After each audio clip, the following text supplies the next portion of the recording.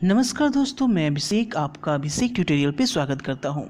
Pataliputra university UG part 1 2020 में जो admission चल रहा है उसका मैं नेक्स्ट अपडेट लेकर आया हूँ कि आपका जो है नामांकन की तिथि में यहाँ पर बदलाव कर दिया गया है। यानी अब जो नामांकन की आखिरी तिथि है वो 16 सितंबर तक हो चुकी है। ठीक है, तो ये सब हम लोग जानेंगे ही, साथ ये भी जानेंगे कि सेकेंड मेरिट लिस्ट में कौन सा कॉलेज मिलेगा।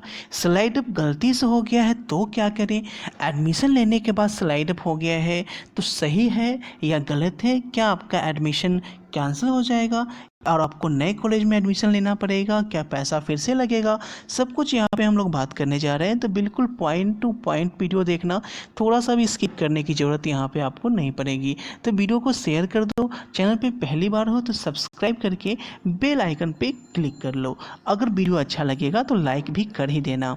ठीक है, पाटलिपुत्र यूनिवर्सिटी का देखिए नोटिस जो आ गया है कि the last date of admission in the first merit list session 2020-23 has been extended up to 16 September 2020। यानी आपका डेट जो है डाउट नट। बच्चों, आप किसी भी सवाल में अटक गए हो या आपसे सॉल्व नहीं हो पा रहा है, बस आपको इस क्वेश्चन का फोटो लेना है, क्वेश्चन को क्रॉप करना है, 5 सेकंड के अंदर अंदर उस क्वेश्चन का वीडियो सॉल्यूशन मिल जाएगा। फिर चाहे आपका क्वेश्चन होमवर्क का हो, CBSE, Bihar, UP, Maharashtra, Rajasthan, MP किसी अन्य बोर्ड का हो, चाहे आईआईटी जी नीट या क्लास 6 से बरहमी का सवाल हो, इन सब का जवाब डॉट नेट ऐप पर, या फिर कोई भी सब्जेक्ट हो, physics, chemistry, biology, math, science, आपके सभी सवालों के जवाब मिलेंगे आपको डॉट नेट पर। साथ ही डॉट नेट पर क्लास 9वीं से बरहमी के बच्चों के लिए चल रही है इंग्लिश और हिंदी मीडियम में लाइव क्लासेस, यानी आप पूरी पढ़ाई होगी डॉट नेट ऐप पर। 3 करोड़ से ज्यादा बच्चे डॉट नेट ऐप पर पढ़ाई कर रहे हैं, तो आप भी जाइए और डॉट नेट ऐप को इंस्टॉल कीजिए। डेट जो है वो बढ़ चुका है, 16 सितंबर तक आप लोग के एडमिशन की प्रक्रिया होगी, यानी बढ़ा दी गई है। अब बात करें मेन पॉइंट की, स्लाइड अब गलती से हो गया है तो क्या करें। सबसे बड़ा सवाल देखिए, स्लाइड अप आपने किया नहीं, क्योंकि स्लाइड अप का जो ऑप्शन है वो वहाँ पे एक दिया हुआ है, स्टेप का लिंक बना हुआ है और लोग उसे टच कर लेते हैं तो स्लाइड अप हो जाता है। ठीक है, ये इसी कारण प्रॉब्लम हो गई है सभी को।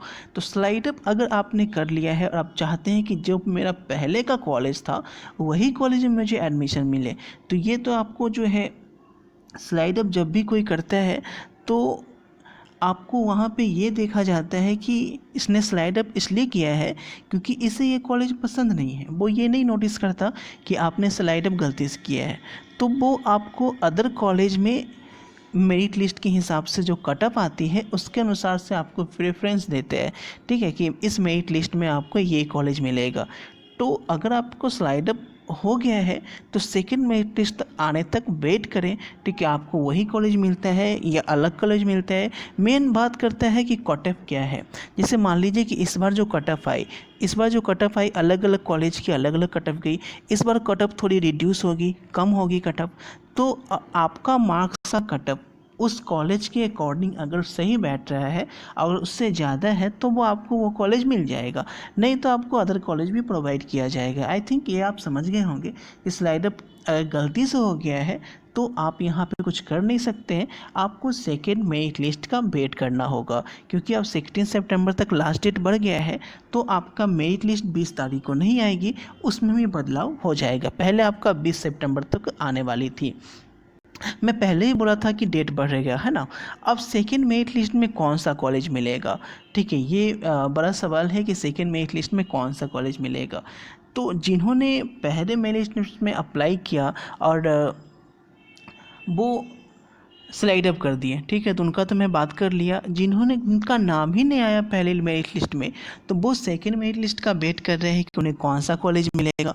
तो उन लोग के लिए बता दूं कि कॉलेज कौन सा मिलेगा ये सवाल नहीं है, आपका इस मेरिट लिस्ट में उतना कटअप नहीं था जितने की कॉलेज की रिक्वायरमेंट थी, तो आपका जो परसेंटेज साइज मार्क्स थे वो आपके जो कॉलेज की रिक्वायरमेंट थी उससे कम थे, इसीलिए आपको वो कॉलेज नहीं मिली। ठीक है, समझ के, तो इसीलिए आपको सेकेंड मेरिट लिस्ट में जगह नहीं मिली। अब आपका सेकेंड मेरिट लिस्ट आ जाएगा तो आपको सेकेंड मेरिट लिस्ट में जगह मिलेगी अकॉर्डिंग टू कट ऑफ। ठीक है, अब यहाँ पे हम लोग बात करें कि एडमिशन लेने के बाद स्लाइड अप सही है या गलत। एडमिशन लेने के बाद स्लाइड अप सही है या गलत, क्योंकि बहुत लोग स्लाइड अप ले चुके हैं और एडमिशन लेने के बाद ले लिए हैं। तो देखो, इसके दो चीज़ हो सकते हैं कि अगर आपने स्लाइडर लेने के बाद एडमिशन ले लिया है तो आप अपने लॉगिन करने पर देखो कि आपको क्या दिखा रहा है, आपको कोई मैसेज आया है या नहीं मैसेज आया है। अगर आपका एक चीज़ ध्यान रखिएगा, अगर आपका सेकेंड मेरिट लिस्ट में नाम आ जाता है क्योंकि आपने स्लाइड अप किया है, अगर आ जाता है तो फर्स्ट कॉलेज का जो एडमिशन है, ठीक है, वो आपका कैंसिल हो जाएगा। मेरी बात को समझ रहे हैं? अगर सेकेंड मेरिट लिस्ट में आपका नाम आ जाता है तो फर्स्ट मेरिट लिस्ट में जो कॉलेज में आप एडमिशन लिए हैं वो ऑटोमेटिक कैंसिल हो जाएगा और यहाँ पे कोई भी पैसा आपको रिफ़ंड नहीं दिया जाएगा, क्योंकि ये यूनिवर्सिटी का कोई रूल नहीं है कि पैसा इसमें रिफ़ंड देने का, ठीक है। तो वो आपका पैसा समझो कि चला गया और आपको फिर से कॉलेज में एडमिशन लेना होगा, क्योंकि ये बाय फॉल्ट हुआ है आपसे, तो प्रॉब्लम तो होगी ही होगी। और अगर सेकेंड मेरिट लिस्ट में नाम नहीं आता है, ठीक है, अगर वो यूनिवर्सिटी दिमाग लगाती है कि एडमिशन लेने के बाद गलती से हो गया है, तो अगर आपका सेकेंड मेरिट लिस्ट में नाम नहीं देती है तो यहाँ पे आपको फ़ायदा है, आपका एडमिशन जो है पहले की कॉलेज में ही रह जाएगा, ठीक है। तो दोनों केस में समझ गए कि अगर नाम आ जाता है तो पहला एडमिशन कैंसिल हो जाएगा, अगर नाम नहीं आता है तो पहला एडमिशन ही आपका सेम टू सेम बना रहेगा, ठीक है। तो अब कल की वीडियो में ये बात करूँगा कि सेकेंड मेरिट लिस्ट में जो कट ऑफ होगा वो अलग अलग कॉलेज का कितना होगा। तो कल के वीडियो में मुझसे ज़रूर मिलें सुबह 6 बजे। पाटलिपुत्र यूनिवर्सिटी पे मैं एक स्पेशल वीडियो लेकर आ रहा हूँ कि अलग अलग कॉलेज का अलग अलग cut off second merit list में क्या रहेगा। तो मिलते हैं आपसे कल की वीडियो में, सुबह 6 बजे आना ना भूलें। Thanks for watching this video.